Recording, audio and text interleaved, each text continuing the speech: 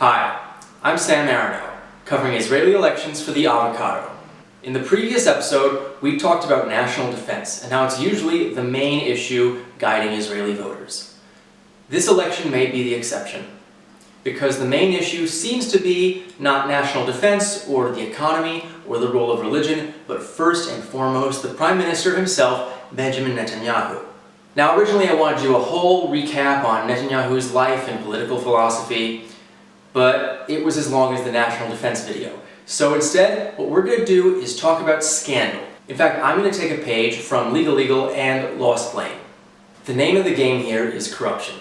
Throughout this video, I'm going to use terms like bribery, fraud, and breach of trust. Breach of trust generally amounts to corruption, the use of public office for personal gain or for the personal gain of other people in your sphere of influence. Over the past few decades, political corruption has become endemic, mostly as the country has become wealthier and as wealth inequality has risen, creating an entire class of people who are able to bribe politicians. And there are several cases involving multiple members of the administration and the Prime Minister himself and members of the Prime Minister's family. So we're going to give a general overview. In Australia, an ultra-Orthodox teacher at a yeshiva was accused of 74 counts of sexual misconduct against minors, her students. Since then, she has fled to Israel, and Deputy Health Minister Yaakov Litzman of the United Torah Judaism Party has threatened health officials to protect her from extradition by claiming that she is mentally unfit to be extradited. Second, Aryeh Deri, head of the ultra-Orthodox Shas Party and Interior Minister. Now, previously he had served as Interior Minister, at which point he was indicted and convicted of bribery. He went to prison, he came back out, he became Interior Minister again, and he has again been recommended for indictment for tax evasion to the effect of 2 million shekels. With that out of the way, let's talk about the cases against Netanyahu himself. First up, Case 1000. This case involves a man named Arnon Milchan. If that name sounds familiar, it's because he's a very prolific Hollywood film producer. Unfortunately for him, it came out in 2013 that he was also a very prolific international arms dealer, imperiling his US work visa. To remedy his situation, Milchan reached out to Netanyahu to pass legislation in Israel that would advantage his tax situation if he were to return from the United States, and to lobby directly to US Secretary of State John Kerry to renew the visa. This is open. This is known. What was not known is that Milchan likely bribed Netanyahu with at least 1 million shekels worth of cigars, fine wine, and jewelry for his wife. Israeli police have recommended that Netanyahu be indicted. Netanyahu, for his part, has denied these claims. He says that the gifts that he received from Milchan were not valuable enough to qualify as a bribe, which isn't how bribery works. Next up, Case 2000. This involves another Arnon Moses, owner of Israel's main newspaper, Yediot Ahronot. This also involves another familiar name, Sheldon Adelson, Las Vegas casino magnate, major supporter of Trump, of Netanyahu, major influence in moving Israeli politics to the right. He's also the owner of Yisrael Hayom, a free tabloid newspaper which exists mainly to defend Netanyahu against allegations of corruption, which should tell you how long they've been going on.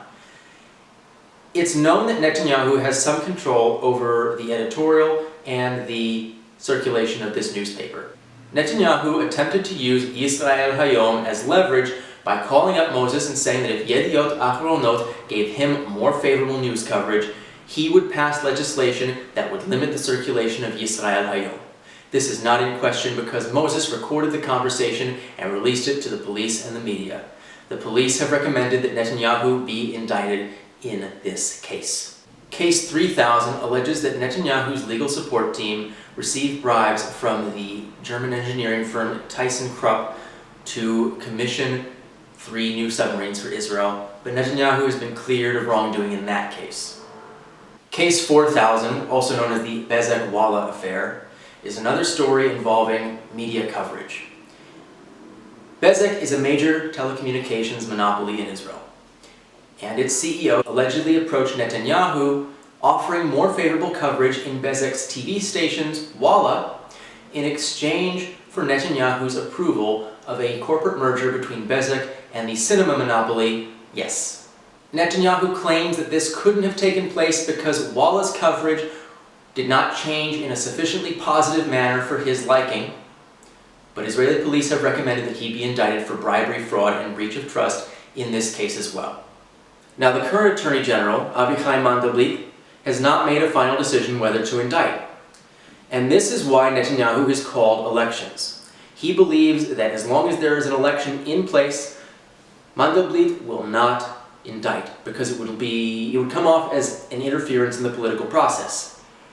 However, as it turns out, Mandelblit is expected to indict during the election season, either at the end of this month or during the next one. From what can be told, we don't have all the information, but it looks like the allegations against Netanyahu are so serious that they are imperiling to the state of Israel, necessitating an intervention in the political process. Netanyahu has lashed out. He has accused the media of conspiring with the police and the public and American Jews against him.